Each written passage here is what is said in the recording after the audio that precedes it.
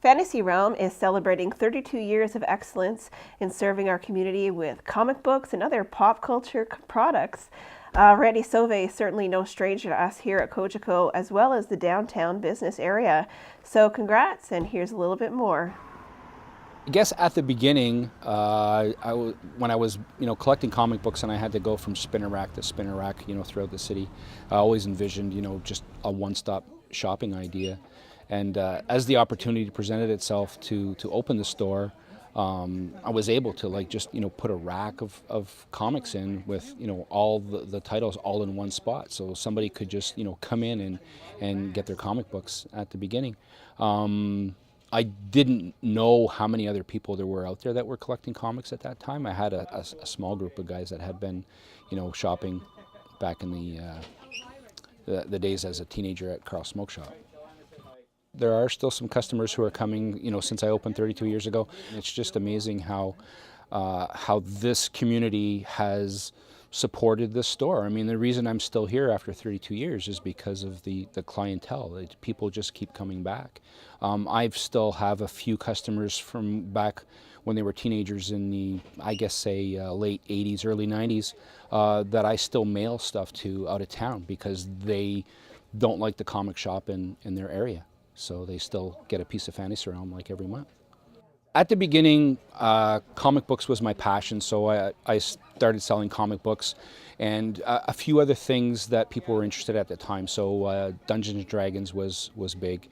But as the years went on, comic books still were popular, but the D&D aspect started to kind of waver. Card collecting kind of came into play, so there was magic cards to basically, keep the D&D people interested, and then sports cards got really popular in the early 90s. So, but comic books still maintained. And then as the years progressed, even Pokemon cards started to kind of come into play. Hockey cards, they're still around today, but they started to kind of phase out.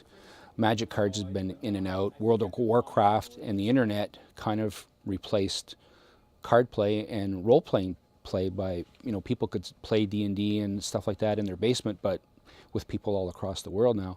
Again, comic books were still maintained to be popular. Into about 2012, the comic book scene had grown dramatically because of Big Bang Theory and because of The Walking Dead, and those two things alone had just spiked interest in the comic book genre completely. So in the last 5 years, it's been at the height of its popularity. What's going on? You tell us. Anything special happening today? Yeah, there's something special going on. Oh, good. Yeah. Congratulations, 32 years. Yeah. It's kind of mind-blowing when I think back of, to the beginning, whenever I was, just reading comic books, in my bedroom at 10 years old. Did I foresee it being like this? I guess part of me, because that's what I wanted to do, felt that that's what I would be doing. Did I think it would go for 32 years? You don't know that at the beginning. You try it and you see what's going to happen. And just like the landlord and building owner said at the time, whenever I opened here, he gave me the keys and he said, just put your stuff in there and see what you can do. And so here we are 32 years later. Yeah, the passion, it drives me. I was a big fan of Spider-Man when I was a kid, and because I could kind of relate to Peter Parker, because here was a guy that was geeky, was nerdy, he was bullied at school, yet he had these amazing powers, this gift, and he still managed to day in, day out make sure that everybody else was taken care of, and he was always the last one to he didn't care about what he was doing. It was like Aunt May.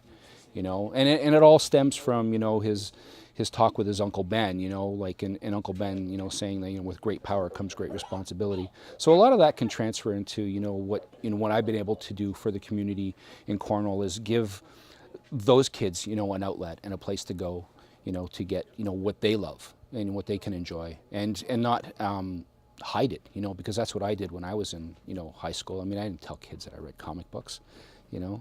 So, but, as years have progressed, now it's become the opposite. It's like, if you're not reading comic books, you're the outcast.